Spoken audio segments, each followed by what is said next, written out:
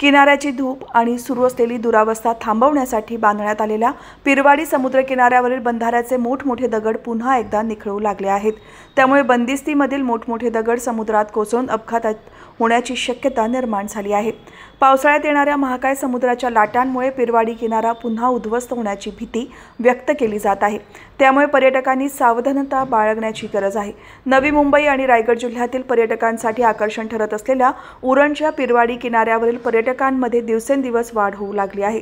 सुट्टीच्या दिवशी तर प्रचंड गर्दी होत आहे। त्याचप्रमाणे या किनाऱ्यावर ONGC सारखा महत्त्वाचा तेल शुद्धीकरण प्रकल्प आणि नागावमधील लोकवस्ती आहे। मागील अनेक वर्षात पावसाळ्यात येणाऱ्या समुद्राच्या प्रचंड लाटांमुळे पिरवाडी किनाऱ्यावरील धूप वाढली होती। त्यामुळे नारळी पोफळीची वृक्ष उखळून निघत होती। त्याचप्रमाणे समुद्राचे पाणी नागाव परिसरात शिरत होते। परिणामी विहिरीतील पिण्याचे पाणी आणि शेतात समुद्राचे खारे पाणी येऊ लागल्याने समस्या निर्माण झाली होती। ही समस्या दूर करण्यासाठी पिरवाडी किनाऱ्यावरील बंदिस्ती मजबूत करण्याची मागणी ग्रामस्थांकडून करण्यात आली।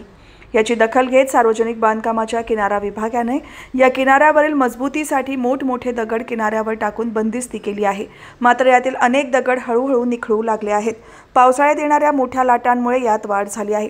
त्यामुळे किनाऱ्यावर येणाऱ्या पर्यटकांनाही अपघात होण्याची शक्यता आहे। पिरवाडी किनाऱ्यावरील बंदिस्तीचे दगड निखळू नये याकरिता उपाययोजना करण्याची मागणी येथील नागरिकांनी केली आहे।